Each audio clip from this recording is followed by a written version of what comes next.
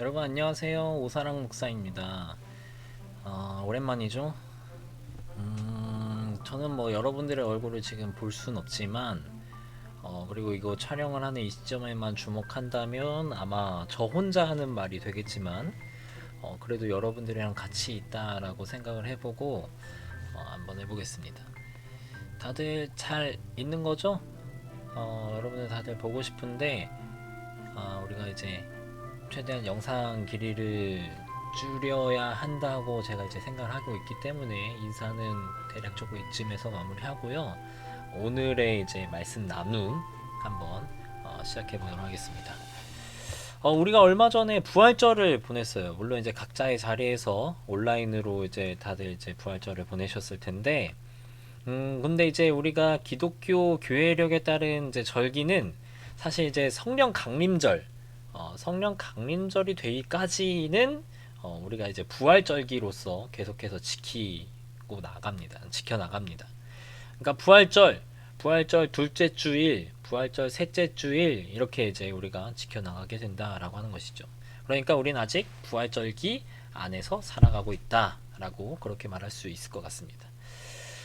그래서 오늘은 이제 예수님의 부활 사건과 관련된 사람 중에 한 명을 우리가 살펴보려고 하는데요. 중요한 사람, 예수님의 부활과 관련해서 중요한 사람이지만 잘 주목받지 않았었던, 그리고 한편으로는 많은 사람들에게 오해를 받았었던 그런 사람을 한번 살펴보려고 합니다. 여러분들 도마에 대해서 알고 계신가요? 도마? 여러분 네이버에 한번 도마를 한번 검색해 보세요. 도마를 이제 검색해 보시면 온통 이제 쇼핑 카테고리만 이제 나오게 됩니다. 주방용품 도마, 도마만 그렇게 이제 쭉 나오게 되는데, 그러니까 예수님의 12제자 중에 한 사람인데도 불구하고 잘 기억되지 않는, 그러면서 특히나 한국 사람에게는 이 주방용품과 이름이 같아서 더 슬픈 그런 사람이라고 할 수 있습니다. 그래도 이제 많은 기독교인들이 이 도마하면 생각나는 장면이 하나 있어요. 그 장면이 뭐냐면 이제 이 성화 장면인데요. 이 성화에서 읽어지는 장면을 많은 사람들이 아마 기억을 하실 겁니다. 요한복음 20장에 나오는 그런 장면이에요. 나는 예수님의 못자국 있는 손, 창에 찔린 허리, 그 구멍, 그거를 내가 직접 만져보지 않고서는 예수님의 부활을 믿지 못하겠다. 이렇게 말하고 결국 예수님이 도마에게 나타나서 도마야, 보지 않고 믿는 사람이 복이 있다 라고 하는 꾸중을 들은 것으로 알려진 그런 장면이다라는 것이죠. 그래서 이 에피소드로 인해서 도마는 굉장히 큰 오해를 받았습니다. 많은 사람들에게 설문조사를 해서 예수님의 12제자 중에서 부정적인 사람을 한번 선택해보세요 라고 이렇게 설문조사를 한다면 아마 이제 압도적으로 1위는 가룟 유다일 거고, 예수님 팔아넘긴 가룟 유다일 거고, 그 다음 순위가 아마 이 도마가 되지 않을까 싶습니다. 그만큼 이 장면이 주는 이미지가 강했다라고 하는 거예요. 그러니까 예수님의 가까운 제자였음에도 불구하고 의심하는 제자, 그래서 의심하는 제자 도마라고 하는 타이틀이 따로 있을 정도로 굉장히 이 이미지가 도마라고 하는 사람한테 강렬하게 이렇게 주어졌다라고 하는 것이죠. 그 타이틀이. 자, 그런데 이제 이 도마라고 하는 사람을 이렇게 이제 볼 수 있을 것 같은데, 자, 이 도마라고 하는 사람은 사실 저는 조금 좋아합니다.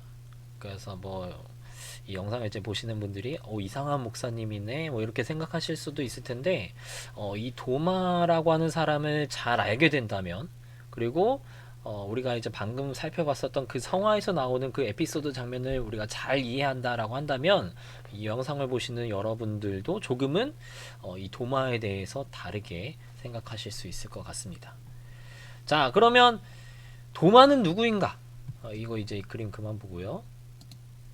도마는 누구인가? 도마에 대해서 성경은 별로 기록하고 있지 않습니다. 우리가 가지고 있는 공간복음서, 마태복음, 마가복음, 누가복음은 단순히 예수님의 제자라는 사실 정도만 기록을 하고 있어요. 그나마 이제 요한복음이 도마에 대해서 종종 이제 기록을 하고 있는데요. 뭐 그래봤자 3번 정도입니다. 3번 정도 기록을 하고 있는 건데 이런 파편적인 성경의 진술로 도마라고 하는 사람에 대해서 알아보자 라고 한다면 도마 입장에서는 굉장히 조금 불쾌할 거예요. 불쾌할 거고 또 그런 접근이 조금 무리인 거는 또 사실이지만 그래도 우리가 가진 자료가 이 성경뿐이고 또 그 안에서 최대한 조심스럽게 우리가 접근해 본다면 또 그렇게 아예 말이 안 되는 건 아니지 않을까라는 생각을 해봅니다. 영어로 이제 토마스라고 하고 헬라어로는 이제 디두모스라고 이제 불리는데요. 헬라어 원래 이름의 이제 뜻은 쌍둥이라고 하는 뜻을 가지고 있다고 합니다. 카톨릭에서는 이제 기원 후, 그러니까 예수님 주후 52년에 인도 지역에서 이제 복음을 이제 전파하다가 순교를 당한 것으로 이제 그런 전승이 이제 내려져 오고 있고요. 이제 우리의 성경 속에 받아들여지지 않은 외경 중에 도마 행전이라고 하는 이제 외경이 있는데, 그 도마 행전이라고 하는 외경에 따르면 이 인도 지역에서 복음을 전파하기 위해서 노예로 팔려갔다라고 하는 이야기도 전해지고 있습니다. 뭐 이런 이제 내용은 조금 차치하고 우리가 주목해야 할 성경 안에서만 한번 이 도마에 대해서 좀 집중한다면, 특별히 요한복음에서 발견되는 내용들만 가지고 우리가 도마를 알아보는 것이 아마 가장 좋은 방법이 될 것 같은데요. 그 요한복음에 기준해서 도마라고 하는 인물을 우리가 한번 살펴보도록 해보겠습니다. 자, 도마는 어떤 사람이냐면 첫 번째로 도마는 굉장히 예수님을 좋아했었던 사람입니다. 요한복음 이제 11장에 보면 나사로 관련 이야기가 등장해요. 나사로 이야기 다들 아시죠? 그러니까 예수님이 이제 나사로가 병들었다라고 하는 소식을 듣습니다. 나사로가 병들었다는 소식을 듣고 예수님이 이제 제자들에게 우리 다시 유대 지방으로 가자 이렇게 말씀을 하세요. 이때 이제 다른 제자들이 예수님을 말립니다. 선생님 거기 가면 유대인들이 또 우리를 돌로 치려고 할 텐데 정말 가실 거예요? 이렇게 이제 말리죠. 그런데 이제 이때 도마만 이렇게 얘기를 합니다. 우리도 예수님과 함께 죽으러 가자! 이렇게 얘기를 해요. 뭐 이 장면을 가지고 이제 뭐 일부 뭐 성서학자들은 도마의 어떤 열성적인, 그리고 이제 뭐 불타오르는 믿음 뭐 그런 거를 이제 말하시는 분들이 있긴 하지만 한 가지 확실한 건 이 도마가 뭐 그 정도까지는 사실 이제 조금 뭐 과잉 해석이라고 이제 볼 수도 있겠지만, 이제 이 장면을 통해서 알 수 있는 것 중요한 거 한 가지는 이 도마가 예수라고 하는 사람을 진심으로 좋아했구나. 그래서 이 예수라고 하는 사람을 향한 의리가 굉장히 확고했구나 라는 것 정도는 우리가 확실하게 알 수 있지 않을까 싶습니다. 자, 그 다음에 두 번째로 이 도마라고 하는 사람은 솔직하게 모르면 몰라요 라고 이렇게 얘기할 수 있는, 그리고 이제 질문하는 그런 사람이었습니다. 그러니까 이성적인 사람이었다라고 우리가 말할 수 있다라고 하는 것이죠. 요한복음 이제 14장에서 예수님이 그 자신의 사역의 길을 제자들에게 설명하시는 장면이 나옵니다. 이제 거기서 예수님이 이렇게 말씀하세요. 너희는 내가 어디로 가야 하는지 그 길을 너희는 알고 있다 라고 얘기를 하세요. 이렇게 말씀하시니까 도마가 예수님께 당돌하게 이제 질문해요. 우리가 주님께서 어디로 가시는지 모르는데 어떻게 그 길을 알겠습니까? 이렇게 이제 당돌하게 질문을 한다는 거죠. 그래서 이 부분을 읽으면 이제 그 장면이 조금 오버랩 됩니다. 이제 우리한테 잘 알려진 이제 방송인 중에 한 명인 이제 조세호 씨가 있죠. 조세호 씨가 또 유명한 이제 또 그 장면이 있어요. 내가 초대받지 못했는데 어떻게 갑니까? 내가 알지 못하는데 어떻게 갑니까? 뭐 이렇게 이제 하는 장면이 아마 이 부분을 읽으면 좀 오버랩 되지 않을까 싶은데, 약간 비슷한 뉘앙스? 뭐 그런 부분이 이제 느껴진다라고 하는 것이죠. 너 이번에 그럼 너 안재욱이 결혼 때 왜 안 왔어? 누구요? 안재욱이 결혼 때. 모르는데 어떻게 알아? 모르는데 어떻게 알아?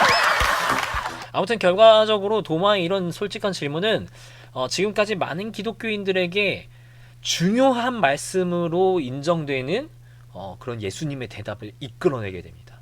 그러니까 나는 길이요 진리요 생명이다. 나를 거치지 않고서는 아무도 아버지께로 갈 사람이 없다 라고 하는 이 중요한 말씀 구절이 이 도마의 질문으로 인해서 이끌어지게 된다라고 하는 것이죠. 이렇게 도마는 모르면 모른다고 질문하는 사람, 이성적인 사람, 그런 사람이라고 우리가 볼 수 있겠습니다. 자, 마지막으로 도마는 앞뒤 그 두 가지 속성을 다 포괄한다라고 할 수 있겠는데요. 의심하는 사람이었어요. 의심하는 사람. 앞서 언급했듯이 예수님의 부활을 의심했었던 사람입니다. 그런데 그 의심했다라고 하는 파편적인 상황만 우리가 받아들여서는 조금 곤란하다라고 하는 것이에요. 이 장면이 이제 요한복음 20장에 기록되어 있는 장면인데요. 예수님의 부활 이후에 일련의 에피소드를 쭉 소개하는 그런 성경입니다. 그런 이제 성경 요한복음 20장인데요. 그래서 무덤에서 예수님의 시체가 없어지는 걸 확인하는 베드로와 사랑받는 제자 이야기, 그 다음에 무덤 밖에서 예수님의 시체가 사라져서 울고 있었던 그 마리아와 예수님이 직접 만나는 이야기, 그리고 숨어 있었던 제자들에게 예수님이 나타나서 인사하는 그런 장면, 그리고 그 이후에 우리가 앞서 살펴봤었던 그 성화에 나오는 장면, 도마에게 나타나서 손을 보여주시고 그리고 허리 옆구리를 보여주시는 그 장면, 그 이야기가 이렇게 쭉 이어지는 게 요한복음 20장이라고 하는 거예요. 사실 이제 그렇게 해서 도마의 이야기로 요한복음 20장이 마무리되는데요. 도마의 이야기는 사실 마리아 에피소드 이후에 제자들에게 나타나 보이신 예수님의 이야기부터 시작됩니다. 그러니까 도마의 이야기랑 그 제자들에게 나타난 예수님의 이야기가 사실 연결되어 있는 이야기라고 하는 거예요. 유대 사람들의 이제 핍박이 무서워서 문을 이제 걸어 잠그고 숨어 있었던 제자들에게 예수님이 갑자기 나타나십니다. 그래서 서프라이즈, 너희에게 평화가 있기를, 이렇게 이제 인사하시면서 나타나세요. 그리고 그 제자들에게 두 손과 그리고 옆구리를 이제 보여주세요. 근데 안타깝게도 그 자리에 도마가 없었다라고 하는 것이에요. 도마가 없었어요.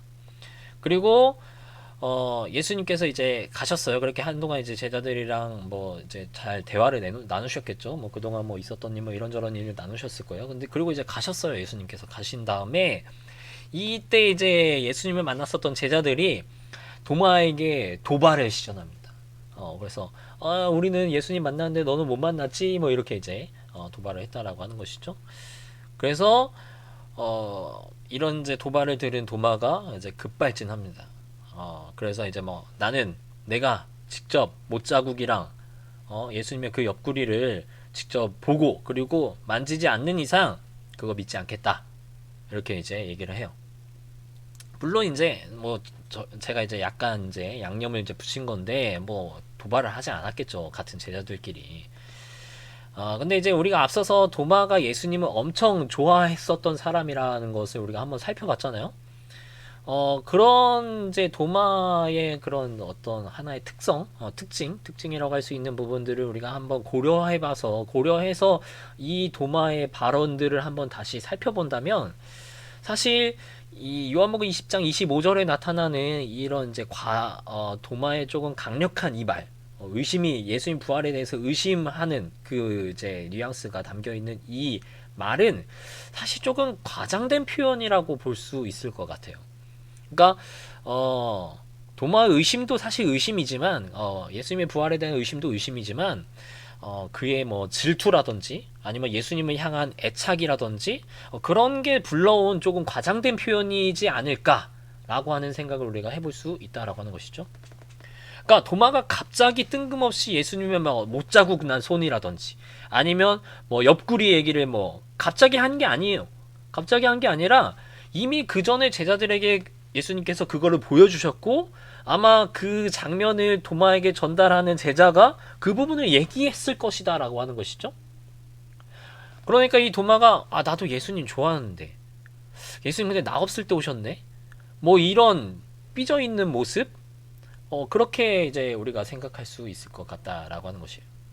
아무튼 앞서 살펴봤었던 예수님을 좋아하는 도마, 그리고 이성적 이해에 기초하는 도마의 모습이 여기에 모두 나타난다라고 우리가 살펴볼 수 있다는 것이죠.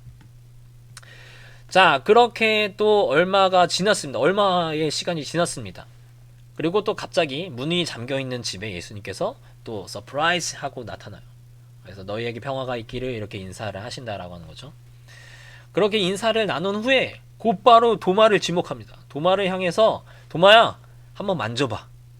그리고 이게 만져보고 너가 믿어라, 이렇게 얘기를 하세요. 그렇게 하자 이 도마가 나의 하나님, 나의 주님이라고 하는 고백을 예수님을 향해서 던집니다. 그 다음에 이제 예수님의 말이 이어지죠. 네가 나를 보았기 때문에 믿느냐? 보지 않고도 믿는 사람이 복이 있다. 행복하다. 이렇게 이제 말씀을 하시고 이 일련의 에피소드가 마무리되게 됩니다. 도마의 성화를 다시 한번 볼까요? 도마의 성화 이렇게 이제 생겼는데요. 이 도마의 성화, 도마가 이 성화가 보여주는 모습처럼 예수님의 몸을 직접 만졌는지, 아니면 이제 뭐 만지는 것 좀 오바고 보는 것만으로 만족을 했는지, 아니면 그냥 예수님이 나타났다라고 하는 그 사실에 너무 놀라고 또 좋아서 뭐 그럴 생각도 없었는지, 여기에 대해서는 우리가 알 수 없습니다. 거기에 대해서 이 요한복음 20장이 기록해 주고 있지 않아요. 근데 이제 중요한 건 예수님이 이 삐져있는 도마를 위해서, 그리고 의심하는 도마를 위해서 오셨다라고 하는 거죠. 그리고 예수님은 도마를 책망하지 않으셨다라는 겁니다. 많은 이제 교회들은 나를 보았기 때문에 믿느냐? 보지 않고도 믿는 사람이 복이 있다 라고 하는 예수님의 이 말을 도마를 향한 책망의 말로 많이들 이해를 했습니다. 또 사실 이제 그러한 해석이 또 아주 틀린 말은 또 아니에요. 그래서 이제 뭐 그분들이 뭐 그런 이제 해석이 잘못됐다, 이전에 이제 교회들에 가지고 있었던 그 해석들이 잘못됐다, 이런 얘기를 하는 게 아닙니다. 근데 다만 조금 어감이 달랐다라고 하는 것이죠. 어감이. 그러니까 우리나라 말로 번역된 문장이 굉장히 딱딱하게 느껴져서 그렇지, 사실은 이 도마를 향한 예수님의 말은 네가 보지 않고도 믿는 믿음이 있었다면 더 좋았을 텐데 라고 하는 어감에 좀 더 가깝다라고 하는 것이죠. 요한복음은 보고 믿는 믿음의 형태를 긍정합니다.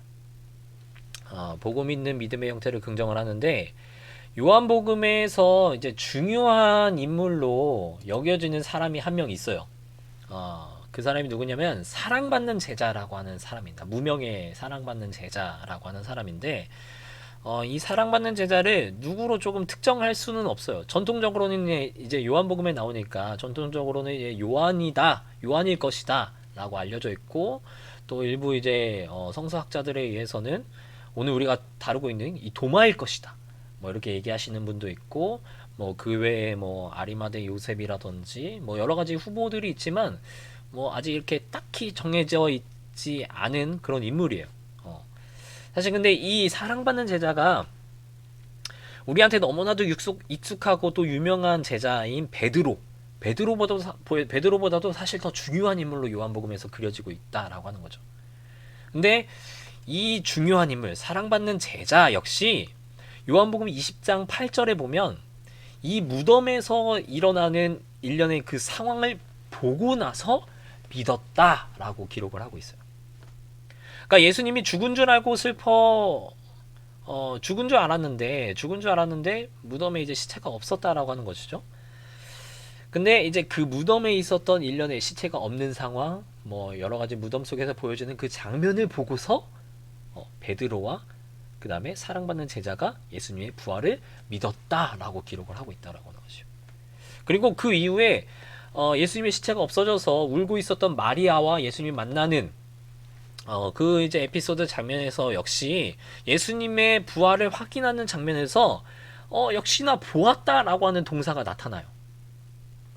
부활 후 그 다음에 처음 제자들에게 나타나셨을 때도 예수님께서 인사하자마자 두 손과 그리고 옆구리를 제자들에게 보여주시는 장면이 먼저 나옵니다.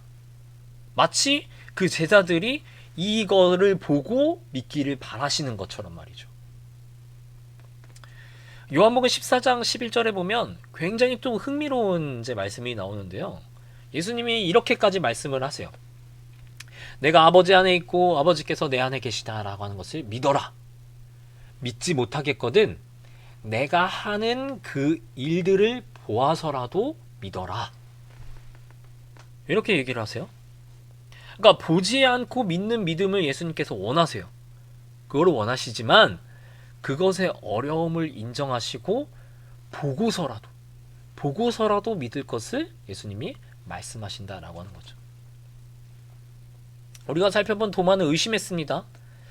그렇지만 그 의심이 나쁘다고 예수님이 말씀하시진 않아요. 그래서 제가 오늘 여러분들에게 하고 싶은 말은 의심하라고 하는 것입니다. 이 의심이라고 하는 단어가 주는 뉘앙스가 조금 이상하게 들릴 수도 있어요. 그렇다라고 한다면 여러분들한테 조금 돌려 말하고 싶은데 여러분들 질문하라고 하고 싶어요. 여러분들의 신앙과 믿음의 영역에서 말이죠. 여러분들 질문하시고 의심하셨으면 좋겠습니다. 이러한 자세가 우리가 살고 있는 지금 현 시대에 더 필요하다라고 생각이 되는데요. 이단의 가르침, 그리고 사이비 종교의 가르침, 그런 종교에 넘어가지 않을 거라고 생각했었던 많은 청년들이 흔들렸다라고 하는 상황을 우리가 최근 뉴스를 통해서 접하고 있잖아요. 그리고 우리가 살고 있는 시대가 가짜 뉴스가 너무나도 많이 등장하고 있는 시대입니다. 그래서 가짜 뉴스들에 현혹되고 정말 이제는 뭐가 진짜 뉴스고 가짜 뉴스인지조차 구분하기 힘든 그런 시대를 우리가 살아가고 있다라고 하는 것이죠. 그래서 이러한 우리가 살아가고 있는 현 상황을 볼 때 맹목적이고 그리고 강제적 성격의 신앙적 가르침 혹은 그러한 인식이 굉장히 무서운 결과를 낳을 수 있다라고 하는 것들을 우리가 이제서는 조금 알게 된다라고 하는 것입니다. 그래서 여러분들한테 말씀드리고 싶어요. 여러분들 의심하시고 질문하세요. 뭐 그게 여러분들 좀 불경스러운 것 같나요? 아니면 그렇게 하면 좀 예수님한테 미안한 감정이 드십니까? 아니면 그런 의심과 질문을 가졌을 때 거기에 내가 휩싸여서 헤어나오지 못할까봐 뭐 그러한 두려움을 여러분들이 가지고 계신가요? 오늘 우리가 다뤘었던 요한복음 20장이 들려주는 중요한 메시지는 예수님이 그 의심을 해소시켜 주신다라고 하는 거예요. 마리아는 몸을 만지지 못하게 하세요. 그러니까 부활하신 예수님이 그 마리아와 만나는 장면에서 마리아가 예수님의 몸을 만지려고 합니다. 근데 예수님이 이상하게 마리아한테 몸을 만지지 말라고 하세요. 근데 더 웃긴 건 도마한테는 나타나자마자 만지라고 하십니다. 이 장면을 여러분들에게 주는 메시지를 잘 기억했으면 좋겠어요. 여러분들이 가지고 있는 그 의심이 완고하면 완고할수록 그 의심이 해소된 후에 얻어지는 믿음은 더욱 견고하다라고 하는 것이에요. 도마가 28절에서 하는 위대한 고백, 그 고백을 우리가 기억할 필요가 있는데 예수님을 만난 후에 그 부활에 대한 의심이 해소된 이후에 나타나는 그 위대한 고백, 그 중요성, 그 가치를 우리가 올바로 인지를 한다면 이 의심을 대해서 우리가 불경스럽게 생각하거나 아니면 기피해야 될 것을 기피해야 할 사항 그렇게 우리가 생각할 수 없다라고 하는 것입니다. 우리가 보고서라도 믿는 믿음, 보아서라도 믿는 믿음, 우리는 어쩌면 그것마저도 못하는 사람일지도 모른다라고 하는 것이죠. 여러분들 의심하시고 또 그리고 그 의심의 해소를 위해서 예수님을 만나기를, 오늘 우리가 본 도마처럼 예수님을 보기를 소망하는 여러분들이 되었으면 좋겠습니다. 그러면 아마 우리의 신앙과 우리의 믿음이 한층 더 성장하는 그런 그리스도인들이 다 여러분들이 되실 거라고 믿습니다. 오늘의 말씀 나눔은 여기까지 하도록 하겠습니다.